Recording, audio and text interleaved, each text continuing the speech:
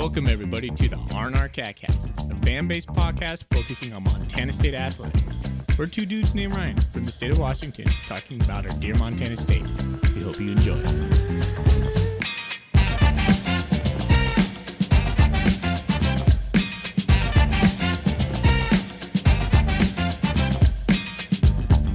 All right, welcome back, Bobcat fans. Thanks for joining us on a season recap edition of the RnR Catcast.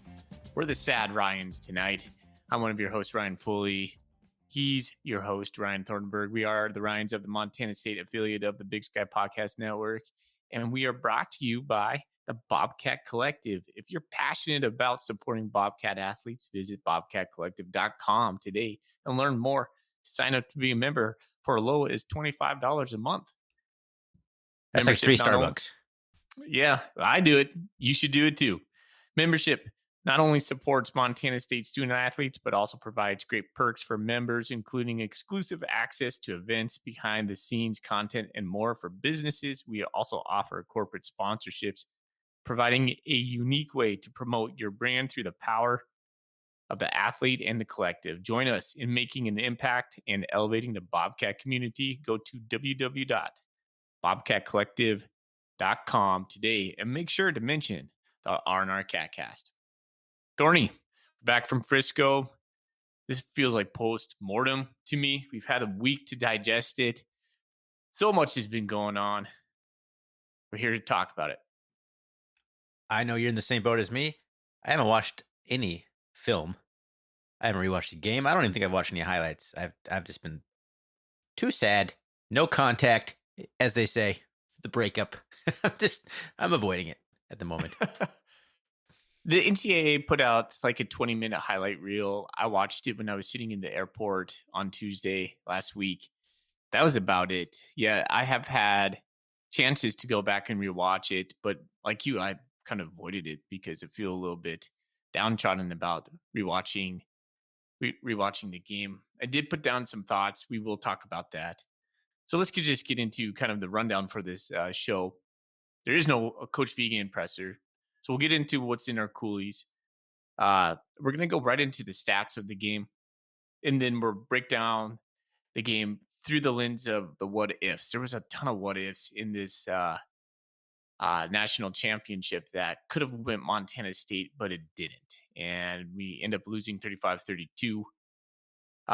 We'll break down those what ifs. And so we'll just banter back and forth, kind of maybe, help us get some closure on this game because we're feeling still pretty downtrodden. We'll talk about our experience. Our experience was awesome. That's the fun part about this episode, is going down to Frisco, talking about what that entailed. And then we'll hit you back in the junk with some portal news to finish off today. Punch it down, lift you back up, and punch it right back down again. I got on the Golden Coolie thread pretty late. Kind of forgot about that for a little bit, but I don't think there's anything we'll check in, though. But there might be something by the time we get there. But I think we first talk about what's in our Golden Coolies. Before we do that, I want to talk about, how about them Rams? Just want to point that out. At least my Rams made up for my sad Bobcat woes. Smoking the Vikings. Cares. I know there's probably a lot of Go Skull people on this podcast, listening to this podcast, but sorry about that. Rams reign supreme. All right, let's play this thing. What's in your Golden Coolie? Sad Ryan over here has 2 beers, 2 Golden Coolies lined up. But first, I almost forgot. Don't forget, Golden Coolie sponsored by Wilbur Ellis. Go see Shea Richter and Company up in Fort Benton, the Golden Triangle, for all your farming and fertilizer needs. Yeah, I got 2 beers, both of them Missoula beers of all things. I got Cold Smoke, which I'm about 75% done with, almost done. But then I got the Byron Amber Lager as my backup in a bottle, ready to go. That's a really solid beer. That's one of my favorites, actually. I'm in the middle of the dry January thing, so I just have club soda and a lime. That's why I have 2 beers. One for you, one for me. Drinking yours. I'm just that kind of guy. All right. Well, I think, Ryan, what we should do probably is just get into the stats. Let's get for right this into game. it, man. I feel like we're Yeah. flying by on this thing. We usually spend a lot more time, but let's get to the grieving process, right? All right. Well, the stats is brought to you by Pronghorn Wealth Management. If you haven't looked at the stats on your company's 401k since the last time the Bobcats won a national championship, maybe I jinxed us with that one. Maybe I'm pretty sure that's what I said in the preview one.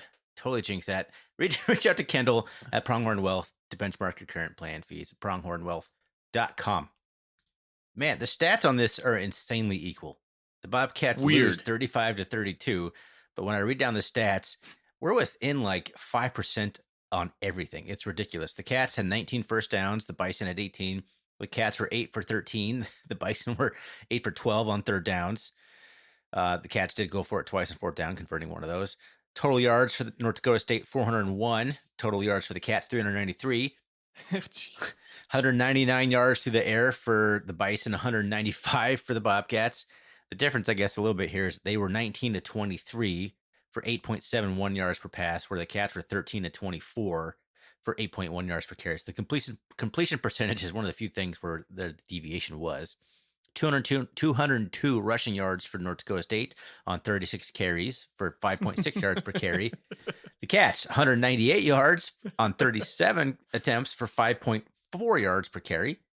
Penalties, 9 penalties on the Bison for 57 yards, kind of uncharacteristic by North Dakota State.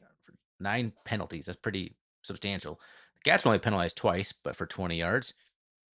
And then the turnover margin, the Cats won 31 minutes and 1 second to 28 minutes and 59 seconds. Like, it is down the line pretty dang close, and the score reflects that 35-32.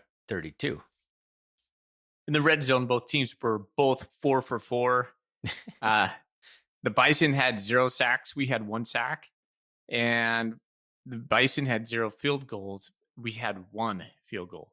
And when you think about those stats, the thing that makes you go, is really most of them came in the second half from Montana State. If we could have got anything going in the first half. The what ifs, right? So We'll Tommy Malott. Yeah. Tommy Malott was 13 for 24, 195 through the air, 2 touchdowns, 14 carries for 135 with 1 touchdown. What a way to go out, Tommy Malott. I'm just going to give him a slow clap right here. He gave it everything, man. Yeah, man. Hats off. Jeez, wow. Adam Jones, 11 touches, 40 yards. Scottree Humphrey, 11 touches again, 27 yards, 1 touchdown. Ryan Lonergan had the long pass for 53 yards. Taco had 3 catches, 51 yards. He had that 1 touchdown in the front left part of the end zone in the fourth quarter. Ty McCullough, 4 catches, 32. Ryan King, 1 for 25. Rylan Ort led the team with 8 solo and 10 total tackles. Brody Greeby had 4 solo and 7 total tackles. Kenneth Iden had the only sack, and he had 6 total tackles. Simeon had 5 total tackles. Brendan Hall had 2 punts for 80 yards. Miles Handstead was 3 for 3 on points after and a 32-yard field goal.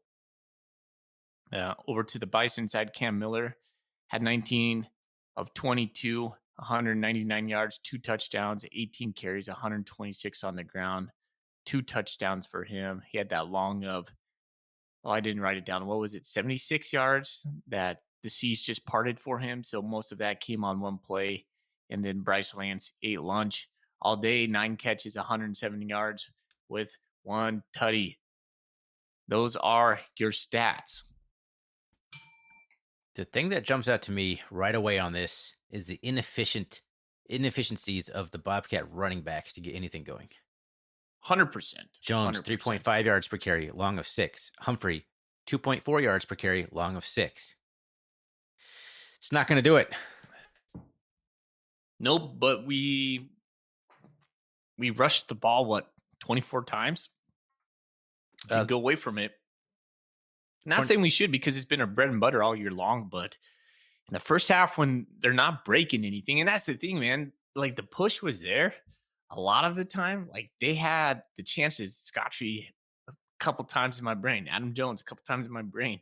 The push, Connor, like they got to the second level there against the Bison. The Bison just made a tackle. Yeah. They could not break a tackle. And if they break one, two of those, that's the what if moment. That's pay dirt. They didn't do it.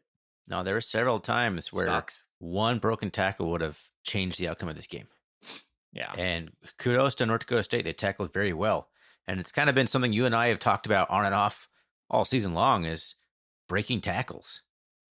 We thought Humphrey was better at it, but maybe he's not 100%, but he didn't break any tackles on this game last Monday.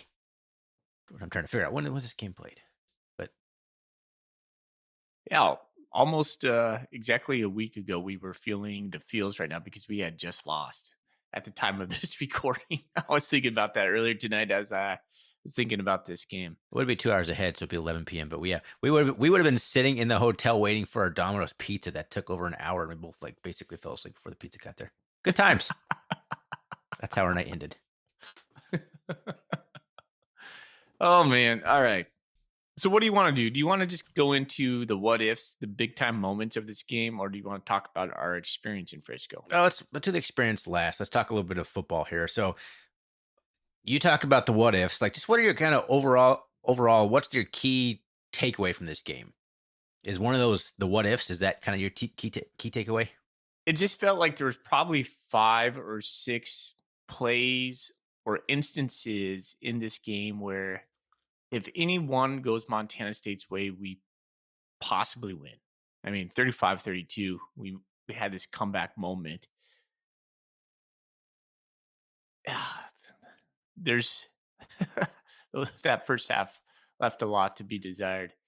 But yeah, I mean, I have a ton of thoughts. I'm having a hard time boiling it down to one talking point right now. So yeah, I think my major thing is there's a handful of instances that are just like, man, that didn't go Montana State's way. And that was weird because normally they do, or at least one of them would. But Montana State did not make a single game changing play in this game, in my opinion. I mean, no, I would say Tommy's touchdown run could have been, it should have been. And by all metrics, it would have been because then the defense came out and did their part right after that. So there's the sequence that really kills me is Tommy touchdown gets us it was like 24-18, I think. At that point, it was a touchdown. We were less than a touchdown away. Defense comes out, gets a 3 and out. We're cooking. We're cooking at that point. We go 3 and out. After 2 runs into the teeth of defense and then a pass by Tommy to Rohan Jones, which he, to me, inexplicably doesn't throw it right away. He kind of pump fakes, takes his time, and throws it at Jones's foot. If he throws that right away, Jones catches that and falls forward for a first down. I almost guarantee it. Even if he has to turn around, he was open. Jones is a big guy. He's gonna plow forward. But that's the little things. Football's a game of inches. Tommy hesitates for 1 second, throws it late, and then throws it a bad pass. And it's just that right there. We didn't recover, basically. Yeah. One little thing like that. That's just the what ifs. So many of those. Yeah. The thing that really sticks in my craw, that first half in general by the offense. What were we doing? So I was thinking we could go, if you would pull up ESPN, I'm not sure if you have it over there, but if you could pull up maybe the drive by drive kind of breakdown, it would illuminate some of the moments we want to talk about. I'll kind of kick us off here. The Bison go 12 plays, they get the ball, and they go 75 yards, 7 minutes off the clock. Precision by them to lead it to 7-0. And the thing that bugs me right away is we give them the ball. When has Montana State not taken the ball right away and scored? And that's the one thing that Cat fans can just be upset about is Montana State did not come out and dictate terms. They let the Bison be the aggressor. That's going to forever haunt them until they get over that whatever that is for them. Did the That boggled Cats my usually win the toss and elect to receive? Well, if you're in yeah, I think Is so. that what we've done? I actually don't know the answer. I haven't paid attention. Well, I don't know. Yeah, I don't know. I couldn't tell you how that has played out throughout the season. What I can tell you is when Montana State scores first, and we normally do score first, it puts the other team in a pickle, and that didn't happen this game. And they drove for 7 minutes on us, 12 plays, and just diced us up. Perfect drive by the Bison. We go 6 plays after that, punt. They go back and score another touchdown. 92-yard touchdown drive on 5 plays. Yeah, I remember that one. I think that is the one where that's Miller's long one. It was 3rd and 4 when he did that too. Yeah, so if we could have made a play there, or even extended the drive, like maybe he gets that first down, but maybe the drive doesn't end with a touchdown, because that was still, they're at their own 36 at that point. There's still a long ways for them to go into the field goal range. Instead, we give up this ridiculous touchdown run where we just completely vacate the middle of the field. Like, I've never seen anything like that. I could have scored a touch. No, I couldn't have, but the biggest hole. Oh, that was brutal to see both the safeties just like go to the flats for some reason, go to the sidelines. One of the Montana State's 2 penalties was also in that drive. We had a 3rd and 3, and the Bison were on their own 15, and we had a passing interference against Andrew Powdrill that gave them a first down on 30. So that was another mistake by the Bobcats. So yeah, you could say that, but 2 penalties all game long, that's pretty clean. Yeah, that is penalties clean, are not the problem. There's penalties are going to happen. You're going to get a penalty that costs you in a football game. This was not one of the problems for this game. Penalties. So Cam Miller goes untouched, and we're thinking like before this game, like there's going to be a spy on Cam Miller. They have to make him beat them with his legs. I forgot we talked about that. Nothing. No spy down that play. Nothing going on. A little bit frustrated. Montana State's down 14-0. I have the thought like, well, we've been here before. We were down 17-0 or by 17 points against New Mexico twice. Mm-hmm. In fact, and I was like, well, we still have a chance. But the thoughts were creeping back into both you and I. Like, man, this feels like 2021. Here we go again, all over again. It was so much deja vu in this game for so much of it. Like the places we visited, the hotel we stayed in, the field. It was bringing back those nightmares, man.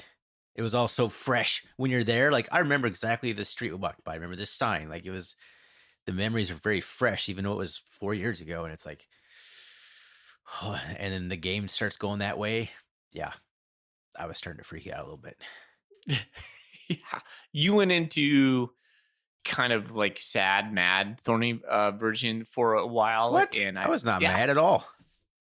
Okay, maybe a little bit, just a bit more depressed. I was sad. Like, I was sad. I'll admit that all day long. Yeah. No, okay.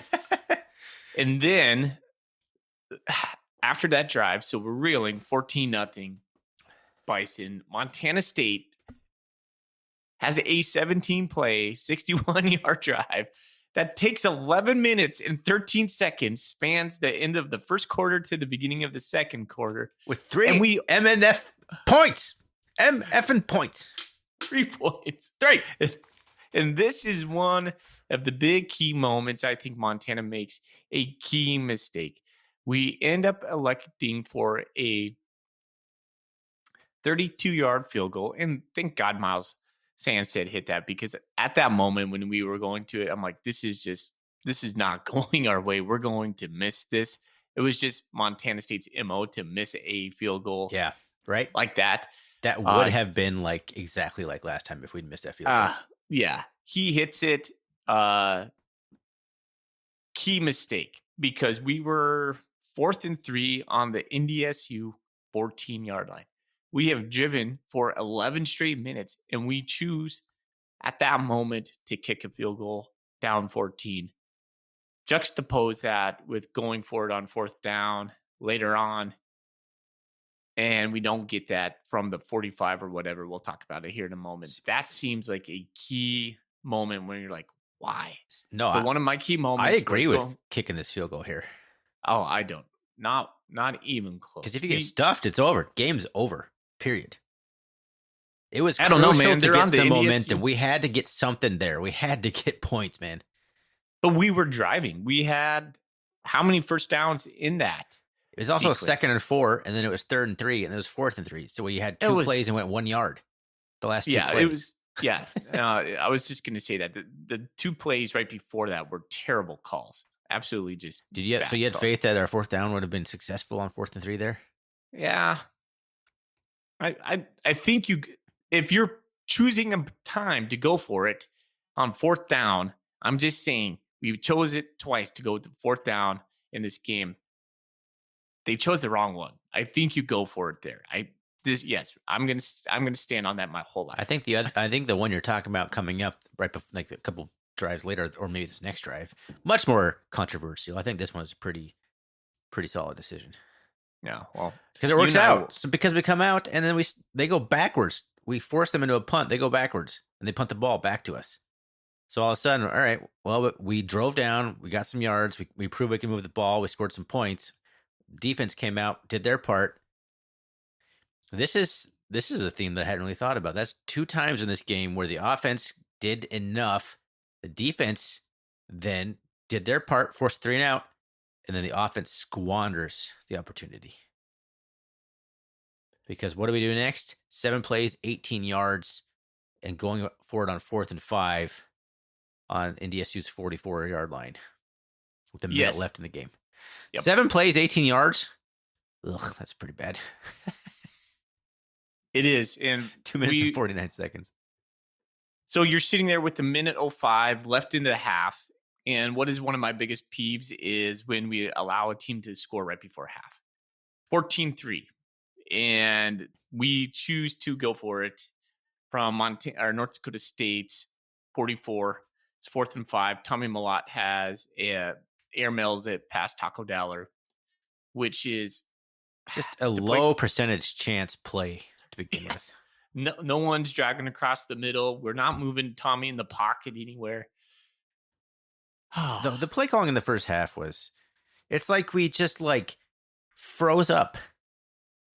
The whole thing. We didn't play loose. We didn't play for like we'd been playing for fun all playoffs, all season long, and we get to the national championship and we just tighten up again. Yeah. RPO didn't let Tommy. We didn't let Tommy cook. Nope. Didn't move the pocket. Didn't design any kind of interesting passes. It was 2-yard run, 2-yard run, 2-yard run. Very vanilla, very, very boring. And if you ask the NDSU fans, they were like, "Why didn't you pass on us? That was obviously our weakness." Yeah, it worked in the second half. Yeah. This was a game where you needed to pass to open up the run game. And But anyway, on this 4th down call, I know you are very much against it. 100%. I'm looking back at this now with the hindsight, and maybe what this might have been the mindset of Vegan at the time is what I'm thinking is the offense had just marched down the field, came up short, kicked a field goal. Okay, that sucked. The defense came out. Maybe we figured something out. We forced a 3 and out. So maybe the defense has kind of locked them down. Maybe figure something out. There's a minute left on the clock.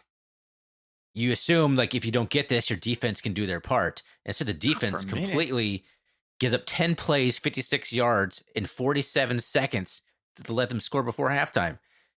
I think giving them the ball back at the 50-yard line with 59 seconds left isn't great, but I don't think you expect your defense to completely just give up a touchdown right there. We haven't stopped him. I mean, besides that drive before, we hadn't stopped him. You can't gamble like that. Going down 21-3 is game over. That felt like coffin nails at that moment. It did. You give up points right before a half. It feels like coffin nails because you have to come out in the 3rd quarter and score full stop. And we did. Thank God. Because if we didn't, all right, get to Uber now, guys, because we're going home early. This game is over. Terrible decision by Coach Vegan to go for it on 4th down right there. You punt it and pin them. No, if you don't get it, you punt it and pin them inside the 10 and then you got a minute for them to go 90+ yards, hopefully. Or Not Brendan Hall 50. punts it out of the end zone. They have it on their own 20, which is Then only they got it 24-yard difference 80 between what they yards. had, and they scored Then a they touchdown got it for anyway. 80 yards. They still had time left on the clock. They still had time left on the clock when they scored. They made it look easy. I don't have faith that they don't give up an 80-yard touchdown right before half. Well, We'll never know. It's harder to go 80 yards than it is 50 yards, Thorny. True. That's true. That's true. I don't know. I'm not saying I 100% agree with the call. I just don't think it's a horrendous coaching decision. I'm looking at I think it was aggressive, and based on the defense shutting them down the last drive, I think you put some faith in your defense if you don't get it. So I think it was aggressive. It was aggressive. Did we probably play some sort of prevent defense, because I'm looking at it.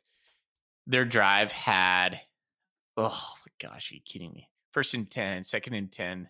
They go 3rd and 2, 1st and 10, 2nd and 3rd, 1st and 10, 1st and 10, 2nd and 7, 2nd and 7, 2nd and 12, 1st and goal, 2nd and goal, 3rd and goal. Not many third downs in that drive. I'll tell you what, Thorny. They just matriculated. And they even had down. a false start in there too. Didn't matter. All right. They just marched right in the field, because that's what NDSU does, man. Yeah. They're built for moments like that. Ugh. All right. Anything else in the first half that kind of stuck out? Absolute dread in my stomach sticks out. Absolute. It was.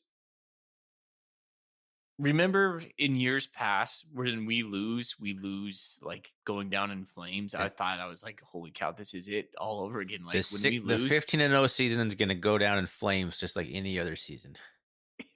It's like, we're not only going to lose, we're just going to lose by getting our ass kicked. And I was like, this feels so familiar, and I don't want to be here right now in the stadium. No, I was borderline like, let's just go to the bar. I don't want to be here on this planet anymore. Oh, an NDSU fan. Like right before the game started, I was buying like nachos or hot dogs or something, and I just turn around and he tries to give me a high five. I go, no, I go, horns down or something like that. I put my, like, you know how they put the little horns up. I go, horns down. And he goes, that's not a thing. I go, it is tonight. And I just walked away, and I was like, I hope that plays out. And I felt so stupid going into halftime. I'm like, gosh dang it. Why can't we get past these guys?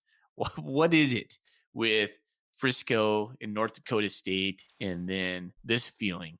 Because this felt just like last time I was there. So I was really, you and I were really in the dumps. I was in the dumps. Shout out to my sister, because my sister was the one who texted me. She's like, do you think we got a shot? And I couldn't tell her no. I was like, yeah, I think we got a shot. Like I had to like talk myself into saying, no, we're not done. We could come out. We're going to get the ball. No, the suite where we were in was very, very quiet.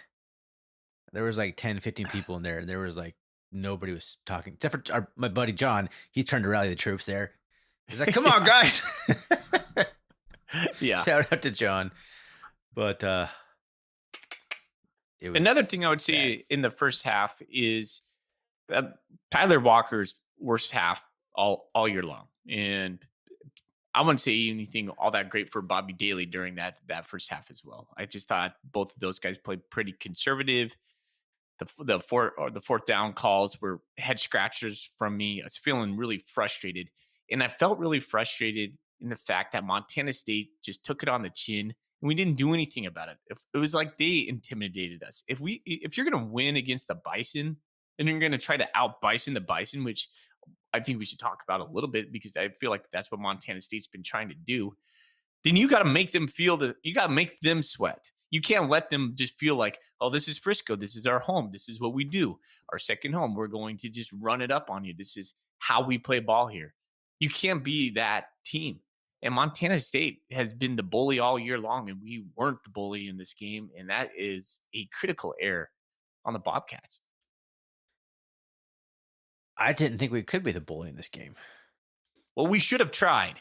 And I don't feel like we were. It just felt like I think we should have just been more creative. Like we could have been a bully without just doing the smash mouth thing. There's other ways to like dominate. I don't know. It's just like we just tensed up in all the wrong ways in that first half. Play calling, the players seemed to be a little bit tense. Everything just seemed off. And I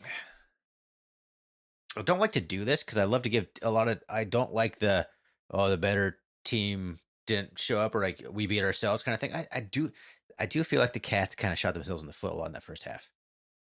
Yeah, sometimes some Cat fans were saying, like, are we just trying to get in in a fight with these guys where we can prove that we can run it at them? Like, why would you do that? Like, if it's not working, you're running out of time. The clock's going. They're scoring points on us. Do something different. We hadn't tested the passing. Like Tommy Mellott, I feel like maybe had 2 or 3 passes complete in the first half. Gary Black sent me a breakdown of the first half stats. I'll try to pull those up. But the first half stats were atrocious. Absolutely atrocious. Let's see here.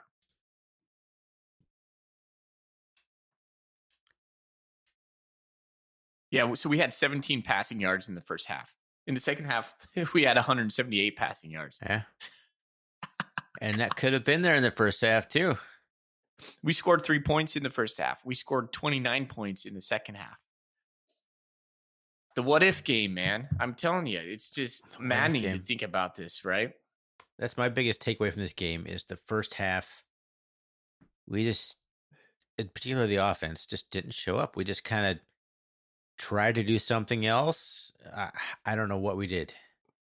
Poor play calling. I'd have to go back and rewatch the game to really have a better opinion on this. This is still like going off my mind from what I saw live in Frisco. It just didn't feel like we played Bobcat football. All right. Let's put it that way. Let's get into the second half. All right. Second half was much more entertaining. We come out, 11 play drive, 75 yards, score a touchdown. That, even at that point, I'm like, okay, good. We scored a touchdown. I'm still in the doldrums, right? This is like not feeling great about this. This is a great drive. Also a kind of a weird drive because Ryan King clearly catches it for 25 yards and he's in the end zone when he catches it. He rolls right into the end zone. Not even short. It's like clearly a touchdown. And the line so have judge. You rewatched that part? Because yes, I have watched that play probably 3 or 4 times, and they mark him like a yard back, and it's not even close. You're like, what were you even thinking? And that takes about 2 minutes off the clock, and we have to score with. Let's see, Scotty Humphrey gets hit in the backfield, and then he falls forward, and then we get that 1-yard touchdown. But I'll tell you what, Thorny, it ends up being a minute 9 seconds. It looks like. Okay, so I'm thinking like, oh my gosh, we might get stopped here. I was just concerned we're not going to score a touchdown. I don't care about the clock at this point. Like, I was having flashbacks to I think it was the 2018 game. That's when Troy was quarterback, right? All season. He throws the first play of the game. He throws a dime to Kevin Cassis. Yeah, I remember that. Cassis sprinted down in Fargo, gets caught at the 1-yard line, and we get stuffed 3 times in a row and kick a field goal. And then get boat raced. That I was like, this is what's going to happen. We're going to get down the 1-yard line again and just get stuffed. Oh God, I was so upset. I was like, yeah. You never know what like actually happens in like the plays after. Let's say Ryan King does get in and everything after that in the space-time continuum, like the butterfly effect, right? Gets altered. So we always assume like everything else would be exactly the same. It wouldn't, but holy cow, to not call Ryan King in right there was egregious on that refs call. I need to rewatch that because and they didn't even review it, and I was like, that's the weird part. So if it was something that was like debatable, they should have in a championship game. I guess I don't know how it works, but would MSU have had to have challenged that? That's not an automatic review because it's not within the last 2 minutes. Yeah. I don't know the rules as much in college, to be honest with you. Well, let's say he doesn't even get in. Okay, let's say he's not in. Where they marked it was clearly a yard too long or too I short, don't know. however you want it. One yard line, half yard line. Like, what's the difference? Yeah. Anyway, so it just If it you're a felt national really weird. championship caliber team, you're scoring on first and goal from the 100% of the time. Okay, but at that moment is the first jolt of, hey, we could maybe actually That's do true. this. Like true. we scored, we had to score. We connected on some passing yards. Like we had 17 in the first half, and all of a sudden we matriculated it downfield and we found a weakness.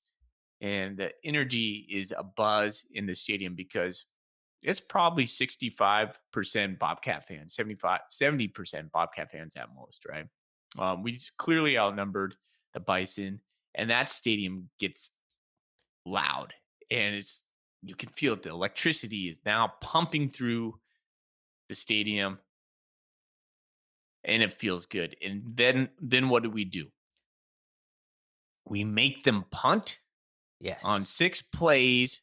They only go 8 yards, and we respond with 2 plays, a touchdown. So we hit Ryan Lonergan for 53 yards, and then Tommy Millott hits Rohan Jones, and Rohan Jones completely redeems himself after basically having one of the crappiest games all year long. And we hit the 2-point conversion, and there was a feeling that went through my bones, and that a 2-point conversion that I don't think I felt maybe once, twice, 3 times in my life, where I'm like, holy cow, we are going to win. We're going to win. Let's go. It's absolutely game on. What's the score at that moment? I'm feeling it right now. That brings it to 21-18. I have my facts 21-18. wrong when I was talking about the 3-and-out sequence. We'll get to that in a little bit. But yeah, 21-18 at this point. The crowd went insane. There's like, there's Tommy. Of all the people to do it, it's Tommy. So you're like, the Bison fans are stunned. They're quiet. You're looking down on them from where we are. The crowd is just going crazy. At that point, you're feeling it, man. Oh, 100% you're feeling it. 100% you are. It was one of the best moments in that night, was that moment right there. Yeah, the Tommy touchdown run was like, what's going to stick out in my mind is the most exciting thing because it gave us hope. It was an exciting play. We were back in the game after that dismal first half, and that was quick. Like there was still 4 minutes left in the game. Or, I'm sorry, that's not Tommy's touchdown. Or what am I talking about? But there's still 4 minutes left in the third quarter, and we're within 3 points after that disgusting first half we had. We're right back in this game, right back in it. Yeah. So at that point, everything's going Montana State's way, 21-18. And how do the Bison respond? 8 plays, 75 yards. Yeah, 4 minutes. Quite well. Yeah, almost 5-minute drive, touchdown. And this is where Montana State needs to make a freaking play and get them off the field. If we get them off the field right here, we're going to avalanche these guys. We might have a chance to just avalanche them, but they respond. They hit a 3rd and 6. I think this might have been when that was that diving catch Bryce Lance had down. Oh, okay. That was such a good catch. Yeah. He killed us, man. That was good coverage. That was really good coverage. He was right there. Like, what are you going to do? What are you going to do? But again, Montana State fails to make the big time play in a big time moment. And the Bison make it. They make their big time plays. Yep. A diving laid out catch. That is the difference. And that feels like a kick in the nuts because that takes us into the fourth quarter. And now the Bison are up 28-18. They're up 10 again. And becomes like this yo-yoing back and forth. The last part. I'm still feeling pretty decent at this point. Like, all right, we gave the touchdown, but the offense has got to untrack. It's still a 10-point game after that disastrous first half. I'm still feeling all right. So Montana State responds.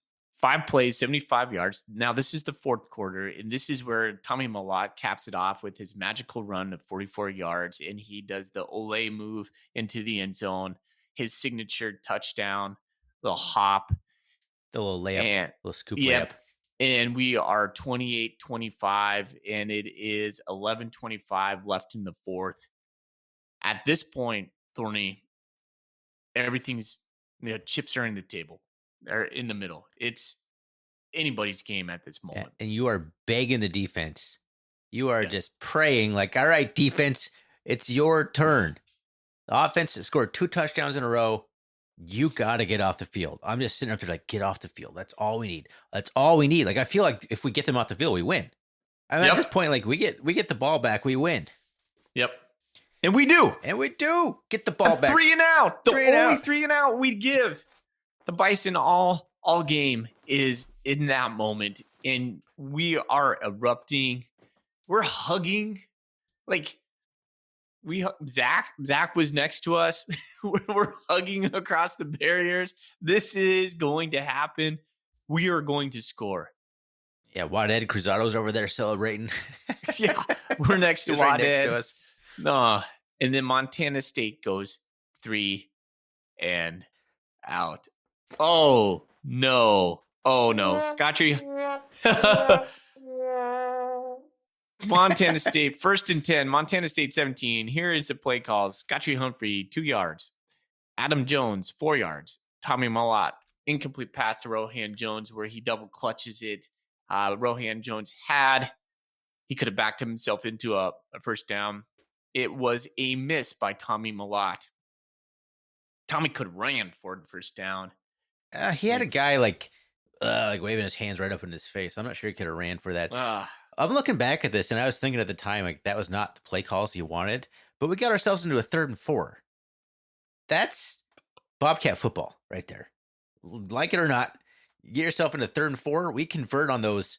We were the number 1 3rd down conversion team in the country going into this game because we consistently had 3rd and 4s.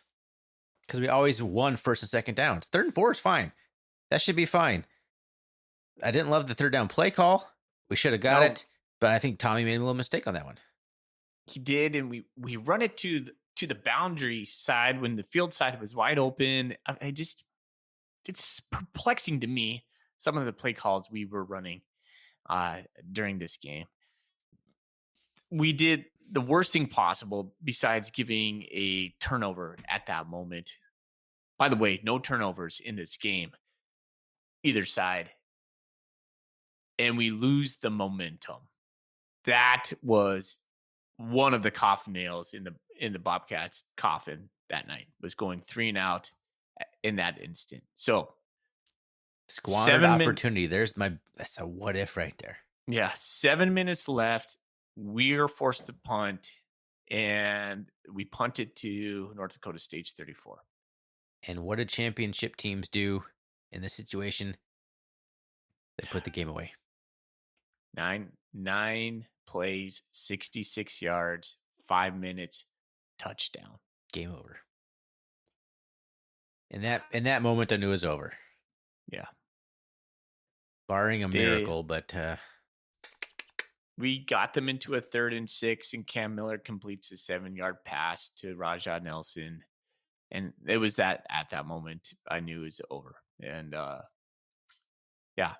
So I remember turning to you after that play. I'm like, Montana State would have caught that ball 1 yard short of the first down.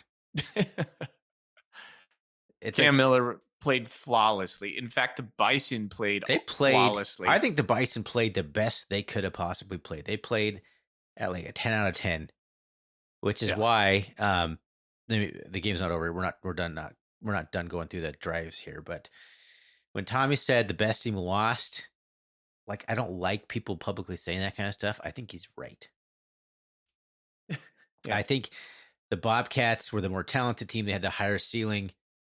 And the first half, I think, was more about the Bobcats not playing as well as they should, more than it was the Bison really doing a whole lot to stop the Cats. Because as you saw in the second half, we outscored them 29-14. Like, if you have a similar to the first half, we win this game like 44-35, right? Yeah. That very well could have happened. But the experience being in Frisco, even though it was a first-time head coach, Tim Polasek, like, you had Cam Miller, you had a bunch of guys, you had seniors on that Bison team that weren't going to let it happen. They played flawless. They played their best game. Kudos to them. I just think the Cats, so many what ifs in this game. They could have won. They should have won. Yeah. So the Cats then respond and they have 10 play, 73 yards, only a minute 32 off the clock, and they go for it on 4th and 2, and Tommy drops a dime to Taco Dollar. Which I'm not entirely sure Taco caught. He did. He I bobbled watched it at that. the very end. I don't know the college No. rules on it. Well, he was If clearly it was the out of NFL, bounds he when wouldn't have got it because he did not go all the way down to the ground with possession. He definitely bobbled it out. Okay, well, in college though, he got the 2 feet in, then he went out of bounds. I think that's all you need. so that brings us within 3. So now it's 35-32, and then the infamous 3-play punt. So they had 3 plays, and Is that infamous? yeah, I think so, because it was it was I mean, the punt is the infamous part. That will go down in history as Bobcat fans debating what should have happened on this.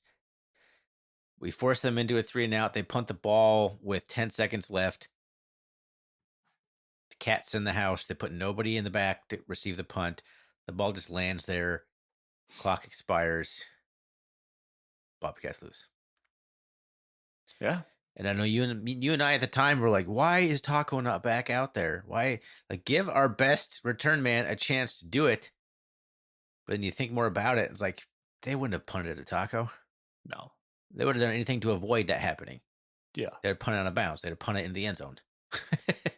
And then you have 5 seconds left to do a Hail Mary or to go 80 yards, essentially. I still think I would have liked to have given the offense a chance for a hook and ladder type crazy nonsense play rather than an all-out rush. But they're both low probability, right? Yeah. It took me a second to realize I was so mad. Like, why is Taco not back there? But I was like, yeah, well, that's why. They would not have given Taco a chance to do anything. They're too good of a program. They would have, no. And we, according to Vim, our 2 guys that were in the middle on that rush didn't even put their hands up. And so there's another missed what if opportunity. Also, I need to watch replay on this.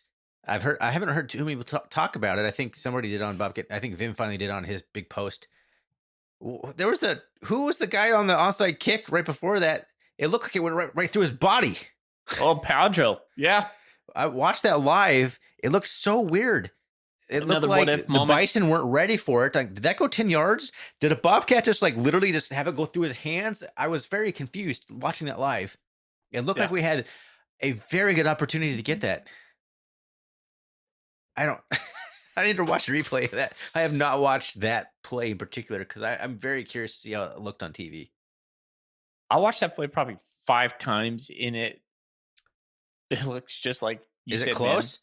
It's so like, close. Is it kind of those like, how did he not get it kind of things? Because that's how it looked like on live. It's like, why did he jump? Because he jumped in and went like kind of through his legs. I'm like, if you would have just stood there, it would have hit you right in the chest. You would have been able to recover it. Oh man, another what if play, right? Mm-hmm. So because that gives us the ball back with like a minute left on their on the 50-yard line or something. Yeah, that's a whole different conversation. Yeah. So with 2 timeouts. Oh, what ifs? That's it. That's what this game is. It's a big old giant what if. And now I'm just sad. Yeah. And I have been sad since last Monday. I think there's a couple talking points on the back end of this. Like the classic trying to out Bison the Bison. I think we kind of got into a kind of a bravado match early on and tried to run it on them. And I still don't think you can beat the Bison that way. I think Montana State was not the way enough. we ran it. Yeah, exactly. Whether that was more zone or gap scheme, I think it was more zone. We didn't try to press the edge. But what were they vulnerable? They were vulnerable in the secondary, and we didn't take advantage of that until we kind of felt like we had to. Like we were trying to matriculate the ball down the field, and our running backs were not breaking tackles. And I think that's a little bit on Adam Jones and Scottree Humphrey. By all accounts, the Bison weren't a great tackling team from what I've heard, but they tackled out of their minds in this game. Another point I wanted to make is I think the way NDSU handled their energy is better than Montana State's approach. Tim Polisic going up and down the team, getting those guys fired up. It felt like there was more energy on the sideline for the Bison than there was on Montana State. And this is a point from Brooks Nuanez. He mentioned he's like, Coach Vegan in his steady, stoic manner. Maybe that wasn't the time to continue to be stoic. Like there was a time and a place where, like, guys, this is it. This is the national championship game. And sometimes maybe you just have to bring a different energy. I thought that the Bison played with a more aggression than the Bobcats did. And that's on Coach Vegan. I think it's putting a lot of things on one guy. Yeah, well, he's the head coach. Buck stops with him, man. Because there's like 100 other people involved in that can maybe get their own energy. You think guys weren't dancing up the sideline, players weren't pumping up the crowd the same way because Vegan wasn't doing it? You think all that from NDSU side is Tim Polisic, not the various other coaches they've had that have all been different personalities? It's definitely Vegan. It's both. No, it's not either or. It's both. So yeah. Also, we weren't on that side though. We were right. We saw the NDSU sideline shenanigans because that was the side we were on. I think we would have felt a little bit different if we were on the Bobcat side, possibly. But I don't know. I was very impressed with NDSU's energy. The player, like all the backup players, guys that were just wearing like t-shirts down there, were pumping up the crowd, man. Yeah. They were getting after it. So kudos. I did like that energy. I just think the Bobcats had bad energy. We didn't have much for the +1 run game. Cam Miller ate us up. I mean, their running backs were held relatively in check too. Yeah. It was definitely Cam Miller, man. Cam Miller, he balled in every way possible. He's like, that was a very Cam Miller game. Nothing that's gonna like make a highlight reel, but just a good performance. Like everything you'd ever want out of quarterback. The definition of like a game manager, right? Gosh, man. Trent Dilfer would be proud. I'm just sad now. All right. Well, we got to flush it because and learn from it. And what did Coach Vegan say? I guess we needed to learn another lesson. No, you didn't. No, you didn't. You had a chance to stomp those douchers and you didn't do it. Gosh dang it. You only have so many of them. That's why we go, man. That's why we go to Frisco. Like if you're North Dakota State won 10 out of the last, what? I don't know. 14, I think. You probably can count on it going forward too. You're like, yeah, well, should we go to Frisco this year, guys? Well, I don't know. Maybe we'll go in a couple of years when we're back there again. No, yeah. Like you and I made we were walking out of the game afterwards. NDS fans were like just walking out there like they walked out of a regular season matchup with Western Illinois. Yeah. Like just another day in the life of a Bison fan. Cat fans would have been like losing their damn minds. It would have been just chaos. It had been just celebrations everywhere, high-fiving, running around, screaming. Bison fans are just walking out, like getting their coats, just nonchalant. It's like, damn it. Yeah, they were like, good game, like hugging each other. Yeah, all right. Well, put another one in the trophy. Yep. Yeah. Yeah. Well, some guy said, well, another one for the trophy case. What bar do you want to go to? Like, it's like, son of a. And they've earned that, man. Like, this guy's got to be a little bit of fatigue setting into the fan base, you would think, but. Yeah.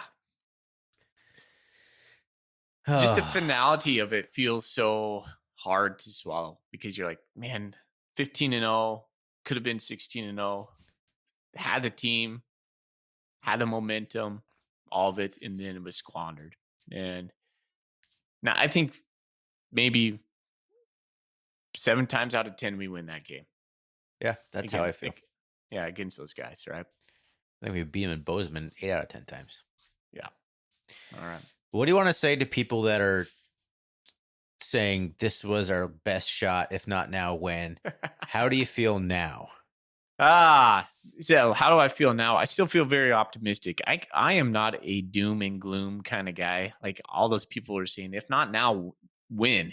It's like there's no hope in that. Like there's no hope to say like if we can't do it now, then when are we gonna do it? Well, maybe next year, maybe this coming year. You never know because people are like, well, we won't have Tommy Millot, we won't have Rylan Nort. But guess what, guys? We've been saying that for years.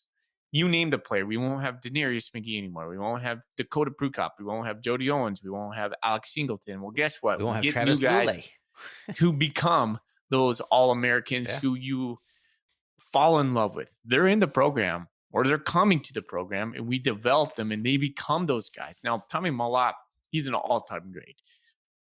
Just like Travis Lulay was. Just like Daenerys McGee is. Is there another all-time great in the wings? We don't know.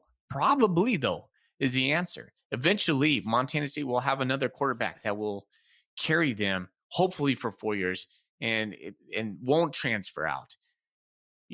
Keep your fingers crossed as you're watching all the portal news going on right now. It still happens, people. Montana State is special. We have a ton to recruit to. So for the person saying, sheesh, man, I don't know if we're going to get it next year. Well, why not? Look at the FCS. Look at the distillation of the top of the FCS. You're going to have the Dakota schools. You're going to have Montana State, and another one up there. Probably 5 schools who could actually win this. There's no reason why we are not in the semifinals next year with a shot to go back to we're now Nashville. So, yes, we can win it. Yeah. And who's to say we got coming up? All these guys going into the portal, making big-time money, just gives opportunity for the kids who really want to be here.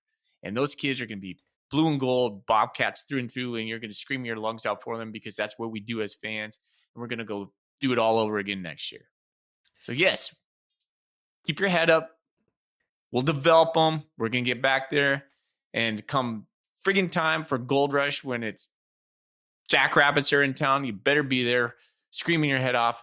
And let's kick the crap out of those guys and get the season started in 2025. Get this thing going all over again.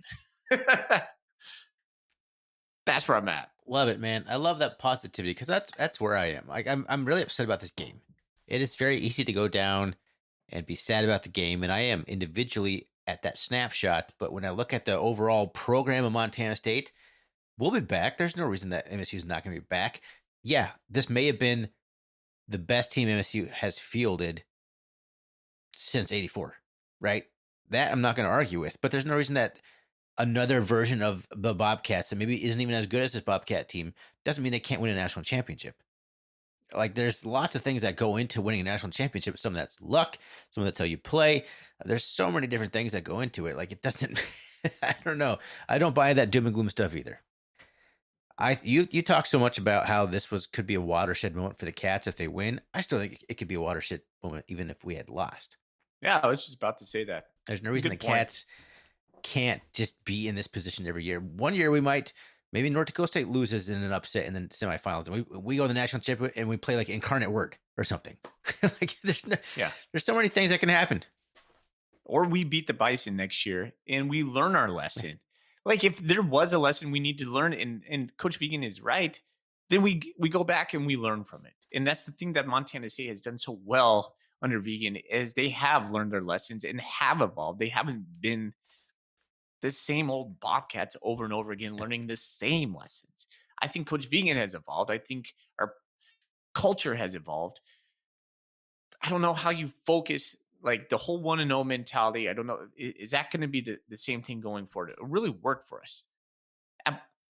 Is that our rally cry next year? I don't know. No, I don't know how every year. Yeah. It's like you got to have a new one every year, but I know what you mean. Yeah, how do you keep guys zeroed in, focused, whatnot? Is it just straight up, let's go get the national championship? Nothing else matters. I'm not sure. They'll figure it out, though. I don't know. That's where I am, man. I feel good. I feel good about the state of Montana State football. Don't be sad. Keep your heads up, Cat fans. Even with the portal seemingly decimating all of our good players, it doesn't matter. We No. reload. Yes. We reload. There's Yes. other good players who haven't had a chance to play yet. The portal has not giveth yet. It will start to giveth. Oh yeah. There's going to be a lot of players in that portal. All right. Let's talk to the fan who's been considering going to a national championship game. Let's talk why they should go and maybe why they shouldn't go. Well, you shouldn't go if you don't like to be sad in the place that you lose at. Going down to Texas to lose and being sad about it. I don't know. Like we were talking about, like, I don't know if I can do this again. As fun as it is, it's heartbreaking being down Yeah. there and then being amongst all those NDSU fans, or if that's who we play next time or whatever. It's hard. I don't want to do it in Frisco again. I hope we make it in Nashville so I can at least be a new scenery, but it's fun, man. Like I think MSU did it a lot better this year. I think last time it was kind of like, oh crap, we're making the national championship game. We got to throw like something together for the Cat fans. And this time, man, Cat fans were on it. MSU was on it. The event, from all accounts and pictures I've seen, that was at the stadium or whatever stadium, the practice stadium that was off the chart. We avoided it. We went to the locals bar, which was promoting themselves as the Bobcat bar, and it was just nothing but Cat fans in there. That was a ton of fun. It's a lot of fun, man. You get to see so many Cat fans. You get to run into people that you probably haven't seen forever that are just randomly down there. Like, chances are, if you know a Cat fan in your life, you probably run into them in Frisco. Funny. I got in a day before you, and I recommend if you can take a couple days buffer before. Yes. If you could take a day after and do something where it's not just trying to get out on Tuesday. By the way, the Monday night was really cool. I love Toyota Stadium. By the way, one of the coolest stadiums. It is a cool been in. stadium. It is nice. And the night feel for that game was very awesome. Like the energy, super great. A little cold. Yes. A little cold. That was the weird part. I got in on Saturday. If you're gonna go, again, if it's on a Monday, go on a Saturday or a Friday. Get there early. It's fun. You're gonna hang out with a whole bunch of Bobcat fans. You'll go play top golf. You go bowling. You go out to dinner. Uber everywhere you go. Super affordable to do so. Make plans with people you know to hang out there. Don't try to get there on Sunday. Don't do that. That's what I did. I regret it. Yeah, don't try to get there on Sunday. Get there early Saturday or a Friday and have some buffer time to kind of relax a little bit. Get the Bobcat vibe going because you want to enjoy it, because there's so many people that had flights delayed. You get in on Sunday, you feel like you have to do everything right there, right then. And then you get to game day. Game day feels very subdued. Like we had to wait until it was 6:00 Texas time, which is 4:00, Washington time, 5:00 Montana time. So it felt late in the day, and it was so cold. It was windy. It was so windy. It's very windy. Very windy, very cold. You didn't want to be outside, so you didn't want to walk around. So it was just like nervous energy building up to the game. Now, the to day be fair, we before- did not get there very early for tailgating. No, but the day before, that day is just fun. You're like, what do you want to do? Oh, well, there's this Bobcat gathering. There's this eatery. There's this thing we want to do. Do that. You'll have a blast. Mhm. And then the day after, the Tuesday after, you're going to see the most fans at the airport. And most of us have to go back. Like I had to, I took Monday off. Monday was my first day back from school from winter break. I took Tuesday off, had to teach Wednesday. Man, I didn't get home to Spokane until probably like 10:00 at night. And then, that's just at the airport. And so it's a long day. So budget your time wisely. Try to think about that if you can afford it. That would be my advice for fans going down. Now, our experience on this one was pretty different because we were able to link up with my buddy John, who had a couple extra spots in a suite. He knew a guy that kind of put together a suite. And so that was really cool. I recommend that, especially when it's cold. Anytime you got cold, you went right back into the suite, just like nice and heated. We were right next to like Zach and Waterhead Cruzado and some other, I don't know, there's some other people over there in the booth next to us, or the suite next to us. But that's a good way to go. But you don't need to do that, obviously. But That I'm just talking from our personal experience. Like that was our experience on this one, and it was awesome. Yeah, we definitely benefited from that. It was awesome. Do all your And drinking and eating before you go in the stadium because the stadium is extremely expensive. I think it was like 13 or $15 for one beer. It's like $15 for a Michelob Ultra. Yeah. It's like, what am I doing with my life? Uh, but yeah, the Ubers were great. You could get around anywhere you want. Frisco was a small enough town that you could travel pretty easily in and around. It was like $15 everywhere we went, no matter how far it was. It seemed like every Uber bill I had was $15, Yeah. which isn't bad. It does add up if you do it 10 times a day, though. It was pretty sad though. I think there was a lot of sad Bobcat fans in the airport. A lot of like, well, it's over and we got to go back to the real world. We couldn't just live in our Bobcat bubble. But the finality just sat in or sunk in, and I was sitting there in Vegas during my layover, just kind of bummed. I was like, what's there to look forward to? You thought about the men's basketball team who was on the skids at the time. We hadn't won a game in conference. Thank God we pulled one out this past weekend. There's a little bit of hope, and now I'm starting to feel a little bit thorny. Like, okay, I'm optimistic that we're going to get some good guys in the portal, especially as the FBS has to shrink their roster size. There will be a Yeah. flood of talent coming back down to the FCS. So keep hopeful for that. But now I'm going to attune my attention into like brick ball with Zach, and then thinking about the Bobcats, a basketball team. The ladies basketball team is like number 76 in the nation right now. We're the highest ranked Big Sky team by far. They're cooking, man. And they Number got some 14 injuries in too. the mid-major poll right now. So there's things are still coming up Bobcats, and I do believe that the men have tasted a little bit of success. I won't be surprised at if we start going on a little bit of a run over there. So football's over, and it was an amazing season. I still don't think I've processed like what it's meant as a fan doing this whole podcast. And maybe we won't. Maybe we'll just talk our way out of it and not even actually sit and reflect on the magnitude of the season.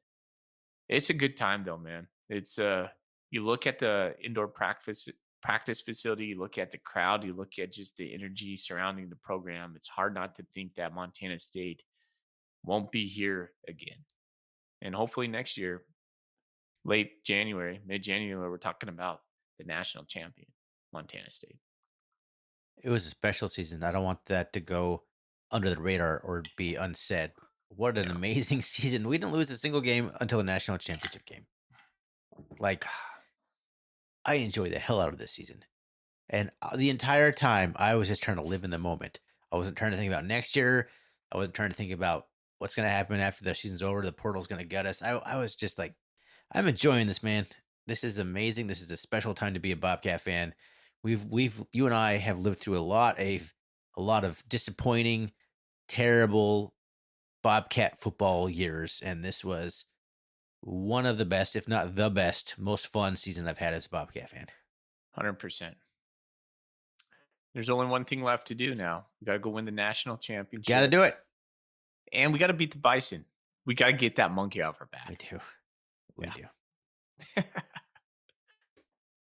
Well, we still have the portal to talk about. I don't feel it's appropriate to talk about that right now. I don't want to talk about that.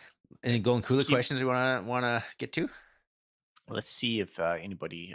We can do like a spring or a season recap or some other thing to talk about all the other kind of stuff. But that would just bring us back down. No, I don't think there's anything in the Golden Coolie thread. Bocephus keeps posting these things about Tennessee Fight Song or singing Dixieland Delight, but no specific questions. So, oh man, I think that's it. I think this season is a cap. Cap on the season, is that what kids say? I don't know. Cap means like you're lying anymore. You teach kids. You know more about kids than me. I said that wrong. Yeah, there you go. No cap. No cap. I'm pretty sure that's outdated at this point too. By the time that I understand it, it's probably toast. It's not cool anymore. Alrighty. Get us out of here, Thorny. What a wild ride. Thanks everyone for listening all season long, which started way back in August. Oh my god. Jeez.